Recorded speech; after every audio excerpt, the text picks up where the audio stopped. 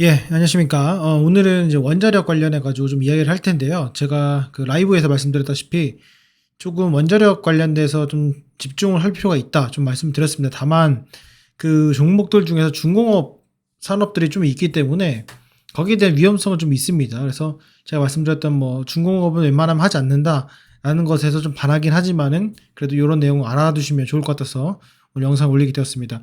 오늘은 이제 두 가지 이제 ETF가 설명을 좀 드릴 거예요. 그래서 하나는 지금 보시면은 한국투자신탁에서 킨덱스 원자력 테마 리서치가 있고요. 두 번째는 하나로 원자력 아이슬렉트라는 게 있습니다. 그래서 여기는 자산운용사가 지금 이렇게 하고 있는데 여기에 대해서 지금 ETF가 나왔어요. 그래서 여기 구성 종목 좀 말씀을 드리고 왜 제가 주목을 해야 되는지에 대해서도 말씀을 좀 드려보도록 하겠습니다.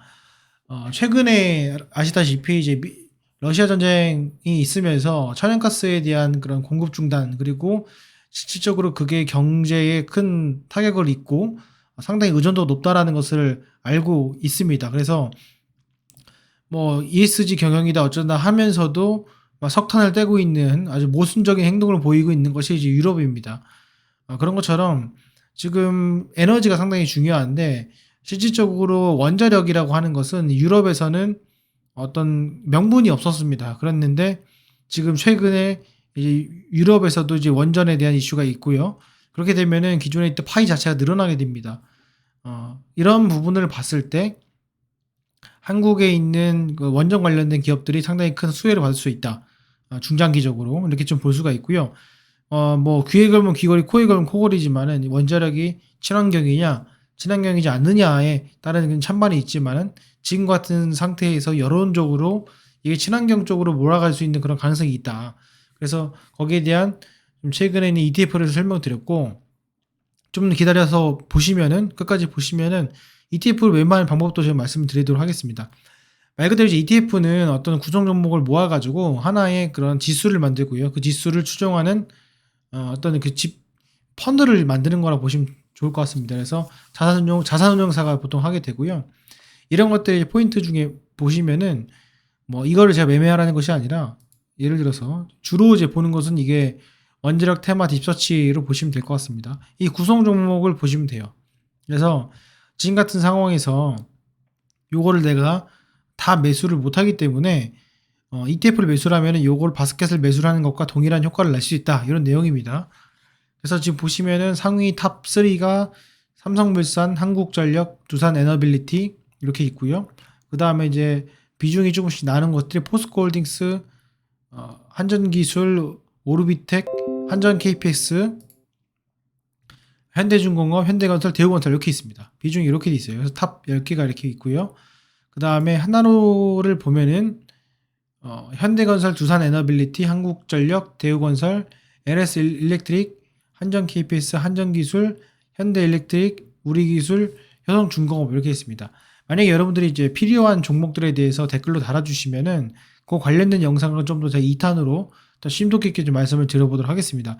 이 구성에서 우리가 뭘 봐야 되냐면 각 종목의 시가총액들을 좀 봐야 돼요. 그래서 이게 얼마나 무거운지 가벼운지. 그래서 이 구성 종목 중에서 내가 한두 종목을 빼가지고 관심 깊게 보다가 투자를 하는 방식이 좀 유용하다고 볼 수가 있겠습니다. 제가 좀 관심을 갖던 것들은 보시면은 뭐 다 괜찮지만은 오르비텍이라는 종목이 6.3%가 들어갔다. 이런 것들도 좀 주목을 해볼 만은 합니다. 그래서 이걸 좀 제가 보시면은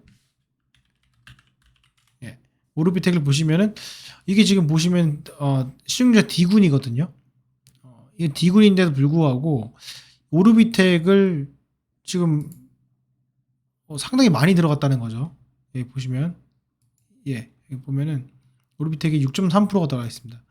이런 것들을 봤을 때 이걸 과연 왜 들어갔을까? 이런 생각도 좀 들고요. 이게 좀 의아한 면 중에 또 하나입니다. 자, 그리고 나머지는 이제 주가가 잘 무겁죠. 무거운 것도 있기 때문에 뭐 대우건설, 현대건설, 현대중공업 쭉 있겠지만은 여기서 이제 매매를 만약에 하시기 위해서는 어떤 식으로 하시면 좋으냐면 이게 뭐 시장가에서 바로 호가창 위에서 사면은 의미가 없습니다. 이 ETF 같은 경우 왜냐하면 추종을 하기 때문에 여기 밑에 보시면 이게 그 흔히 쉽게 말하는 오차가 생깁니다. 편차가 생겨요. 그렇기 때문에 그런 거에 대해서 뭔가 내가 최소한으로 내가 하겠다라고 하시려면은 가장 좋은 방법은 종가 매수입니다. 이 종가에 매수하는 것이 상당히 중요하고 또는 어, 웬만하면 시가보다는 종가에 매수하는 게 좋습니다. 그래서 여러분들이 필요하실 때 종가에서 매수를 하는 게 좋고요. 또 하나는 이거를 만약에 내가 30% 정도를 원자력에 넣겠다라고 하면은 ETF도 매수를 하면서 ETF도 매수를 하면서 거기에 따른 종목도 같이 매수를 하는 그런 걸 보시면 될 것 같습니다. 내가 이 종목을 내가 들어갈 건데 나는 삼성물산, 현대, 한국전력, 두산 에너빌티가 30%가 마음에 안 들어. 그럼 요거를 조금 사고 내가 만약에 필요하다. 오르비텍이다. 그러면 오르비텍을 실질적으로 종목을 더 사는 그런 방식으로 하더라도 내가 해당되는 그 펀드의 그 ETF의 구성 종목의 비율을 바꾸면서 투자하는 효과가 낼 수 있다. 이렇게 좀 말씀을 드릴 수 있을 것 같습니다. 그래서 뭐 앞으로도 지금 잠깐 뭐 이슈가 이제 있는 것 같아요. 그런데 이게 또 잠잠해질 겁니다. 실적 관련해가지고 이렇게 되면은 잠잠해질 때 주가가 좀 내려가고 싸질 때 이런 것들을 좀 사놓는다면은 다른 섹터죠. 기술주가 아니죠. 이거는 기술주도 아니고 뭐 경기 관련된 종목도 아니고요. 완전 다른 분야의 어떤 테마이기 때문에 포트폴리오 구성하실 때 상관관계, 그러니까 같이 움직이면은 포트폴리오에 의미가 없거든요. 주가가.